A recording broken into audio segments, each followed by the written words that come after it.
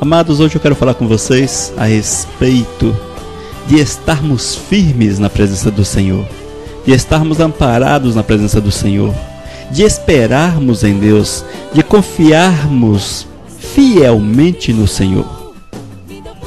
João, quando recebeu a visão do Apocalipse, ele escreveu em Apocalipse 3, versículo 8: Conheço as tuas obras, e eis que tenho posto diante de ti uma porta, a qual ninguém pode fechar, que tens pouca força, entretanto guardaste a minha palavra e não negaste o meu nome. Apocalipse 3, versículo 8. Essas palavras são direcionadas à igreja de Filadélfia. Amados, eis é uma grande verdade que nós precisamos tomar posse dela. E essa verdade se aplica tanto no campo espiritual, no campo físico, porque quando Deus abre uma porta, na nossa vida, ela fica aberta. Nós muitas vezes fechamos esta porta, nós muitas vezes lacramos a porta, nós muitas vezes não queremos que ela esteja aberta. E como é que nós fechamos a porta? Quando nós permitimos que nossas ações frutifiquem na carne, quando nós damos lugar ao maligno na nossa vida. Mas a porta do Senhor, ela continua aberta. Conheça as tuas obras, ouça, conheça as tuas obras, que tens pouca força, entretanto guardaste a minha palavra e não negaste o meu nome. Eis aí, irmãos, o retrato da igreja de Filadélfia. Eis aí o retrato de uma igreja perseverante, de uma vida, podemos trazer isso para o campo pessoal, de uma vida perseverante, uma vida que espera no Senhor. E o Senhor diz para aquela igreja, diz para você: conheço tuas obras. Olha, conheço tuas obras. Sei que tens poucas forças. Entretanto, você guardou a minha palavra e não negou o meu nome. E ele complementa dizendo: eis que tenho posto diante de ti uma porta aberta, a qual ninguém pode fechar. Eis que coloco diante de você, coloco diante de tua vida uma porta aberta, uma porta que ninguém pode fechar. Amados, é preciso tomarmos posse desta verdade, porque ela é real, ela é verdadeira, ela é uma verdade de Deus para as nossas vidas. As portas que Deus abre, ninguém fecha, só nós as fechamos. Amados, e como é que nós fechamos a porta que Deus abre? Quando nossa fé, ela fraqueja. Quando nós olhamos para as dificuldades e as vemos maior do que o mover de Deus na nossa vida.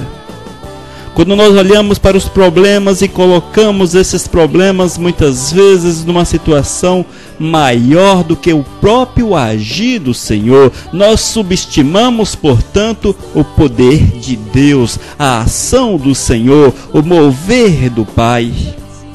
E eu quero dizer para você, meu irmão muito amado, muito precioso, homem, mulher amada de Deus, seja qual for a situação, a dificuldade pela qual você está passando, saiba que Deus conhece o teu problema. Sabe que Deus tem aberto portas para você. E a porta que Deus abre na tua vida, só você pode fechar. Portanto, não feche a tua porta, não feche a porta que o Senhor abriu na tua existência. Mas qual é a porta, Elias de Oliveira? Qual a porta que eu tenho fechado? Não sei, irmão. Mas a porta que tu fechas, com certeza, é aquela que está muito maior do que o poder de Deus na tua existência. Talvez no campo financeiro, os problemas financeiros surgem e você vê a grandiosidade do problema, você deixa que esse problema feche a porta de Deus na tua existência. No campo familiar, conjugal, profissional, Enfim, irmãos, são tantos os problemas que muitas vezes aparecem e mostram-se superior à ação de Deus. E quando nós damos valor a este problema, valor ao tamanho do problema, com certeza estamos fechando a porta que Deus abriu na nossa vida. Mas o interessante, amados, é que Deus sabia que somos fracos. O Senhor sabia que temos muitas vezes problemas. Ele diz: entretanto guardaste a minha palavra e não negaste o meu nome. Quando nós somos fiéis ao Senhor, o Senhor tem olhado para nós, o Senhor tem voltado os seus olhos para nós, o Senhor tem nos guardado, nos protegido, e Ele confirma dizendo: eis que tenho posto diante de ti uma porta, a qual ninguém pode fechar. Amados, o Senhor convida cada um de nós para desfrutarmos a sua presença. O Senhor nos convida para estarmos diante dEle, para vivenciarmos a vontade dEle. O Senhor nos convida para tomarmos posse de suas promessas para a nossa existência. E nós, irmãos, não podemos fazer como fez Abraão. Deus fez grandes promessas para Abraão, Deus fez grandes promessas para aquele homem, mas um dia Abraão estava dentro de sua tenda e ele estava triste. Estava em meio às dificuldades, já não conseguia acreditar na possibilidade de ver a promessa de Deus se cumprir. Foi neste momento, irmãos, que mesmo em meio às suas dificuldades, em meio aos seus problemas, mas Abraão continuou firme na presença do Senhor. Abraão continuou firme com Deus, e quando o homem continua firme com o Senhor, Deus age como agiu para com Abraão. E Deus disse para Abraão: saia para fora da tua tenda, olhe para os céus,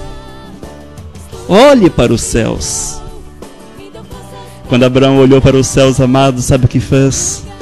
Ele tirou dos problemas o seu olhar, ele colocou o seu olhar de volta no Senhor. A sua fé foi reedificada, a sua fé foi reestruturada, e ele esperou, teve forças para continuar esperando, e Deus honrou todas as promessas feitas àquele homem de uma forma muito intensa.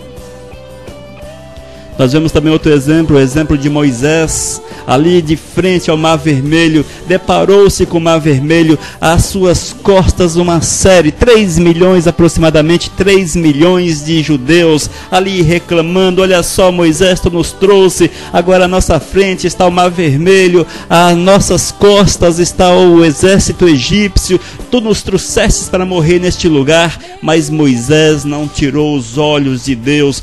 Moisés levantou. O Senhor diz: levante os teus braços, levante os teus braços. E quando Moisés levantou os braços, o Senhor fez soprar sobre as águas o vento que abriu o Mar Vermelho. O Senhor fez soprar o vento que levou o problema para distante, e eles passaram aquele lugar. Irmãos, eis aí como Deus age. Muitas vezes nós estamos num canto de parede, sem solução, sem horizontes, mas quando nós olhamos, quando nós levantamos os nossos braços em direção ao Senhor, Ele vem em nosso socorro e faz grandes coisas na nossa vida. É preciso, portanto, esperarmos no Senhor. É preciso, portanto, guardarmos a palavra do Senhor e jamais negarmos o seu nome, mesmo que sejamos fracos, como era a igreja de Filadélfia. Ouça mais uma vez, Apocalipse 3, versículo 8. Conheça as tuas obras, que tens pouca força, entretanto guardastes a minha palavra e não negaste o meu nome. Amém? Eis aí como Deus age na vida do homem. Eis aí como o Senhor faz as coisas acontecer na vida do homem. E eu quero dizer para você, meu amado, que em nome de Cristo, em nome de Jesus, tome posse dessa palavra. Saia do meio dos problemas, olhe para o alto, olhe para o céu e receba de Deus uma nova visão, uma visão que reestrutura a alma, uma visão que reestrutura a vida, uma visão que nos dá a alegria de sermos servos do Senhor, de sermos chamados como homens, como mulheres que são de Deus, que são seguidores do Senhor, que são servos do Senhor. Irmãos, e em meio às necessidades, nós precisamos olhar para Deus. Em meio aos problemas, precisamos olhar para Deus. Hebreus capítulo 4, versículo 16 diz: acheguemo-nos, portanto, confiadamente junto ao trono da graça, a fim de recebermos misericórdia e acharmos graça para socorro em ocasião oportuna. É no meio das nossas necessidades, no meio das nossas fraquezas, no meio dos nossos problemas, que nós precisamos recorrer ao Senhor, voltarmos a nossa vida para o Senhor, voltarmos os nossos olhos para Deus, porque quando nós nos aproximamos para junto do trono da graça, com toda a nossa confiança, nós recebemos a misericórdia e encontramos graças para que as nossas necessidades sejam sanadas. Irmãos, é chamado trono da graça porque dele flui o amor, o socorro, a misericórdia, o perdão, o poder divino, o batismo com o Espírito Santo, os dons espirituais, o fruto do Espírito Santo e tudo mais que precisamos no momento da angústia. E Deus diz de forma muito clara: acheguemo-nos, portanto, confiadamente. Irmãos, confie que Deus está chamando você, confie que o Senhor está dizendo: venha para junto de mim, venha para o junto do trono da graça, e você receberá das minhas mãos aquilo que tu precisas, o socorro que tu precisas. Eu sei, amados, que muitas vezes nós nos deixamos levar pelas fraquezas. Muitas vezes os problemas são tão intensos que nossos olhos são fechados para a glória de Deus, que a nossa visão é totalmente arrancada do trono do Senhor, e à nossa frente aparece apenas as dificuldades, apenas o problema que nos atormenta. Mas é preciso, amados, que esta ação da carne, porque isto é uma ação da carne conjugada com o mover diabólico, que esta ação da carne caia por terra, porque é no momento da dificuldade, é no problema, é em meio às tempestades que nós precisamos e devemos olhar firmemente para Deus e caminharmos em direção ao seu trono, em buscarmos o seu amparo, buscarmos o seu socorro, buscarmos a sua ação, a sua mão redentora sobre nossas vidas. Amados, nós não podemos nos deixar abater, não podemos nos deixar submergir nas águas profundas dos problemas. E um exemplo que eu acho muito magnífico, um exemplo extremo, é quando Paulo e Silas estavam presos. A Bíblia nos diz em Atos capítulo 16, versículo 25, que eles estavam presos, mas eles não estavam entristecidos, eles não estavam abatidos, envolto nos seus problemas. Eles estavam ali louvando e glorificando o nome santo de Deus. Irmãos, hoje é muito fácil nós sairmos da cadeia. Você consegue um advogado, você consegue muitos recursos diante da lei, que ela pode tirar você das grades. Mas nos dias de Paulo, nos dias de Silas, era uma realidade totalmente diferente, uma realidade muito séria, um problema muito sério, um problema que tinha raízes muito sérias para serem resolvidas, mas mesmo diante de tamanha seriedade, diante de tamanho problema, Paulo e Silas cantavam alegremente no Senhor. Esperavam, demonstravam que esperavam no Senhor, confiavam e demonstravam isso em ação, confiavam no Senhor e alegravam-se com Deus naqueles momentos difíceis. Na verdade, Paulo e Silas não perderam a oportunidade a tempo e a fora de tempo. Não era o tempo, mas eles fizeram que aqueles momentos fosse o tempo de adoração, o tempo de louvar a Deus, o tempo de glorificar o nome santo do Senhor. Talvez tu estejas em meio a grandes tempestades, grandes problemas. É o tempo de louvar a Deus.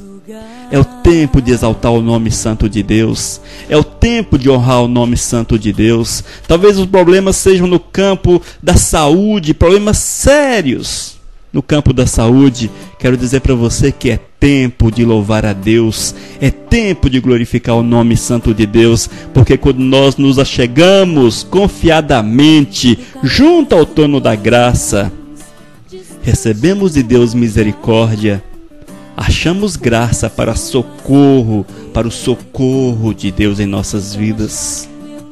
E ainda, amados, o Senhor nos fala em Salmos capítulos 46, versículos 1 a 3.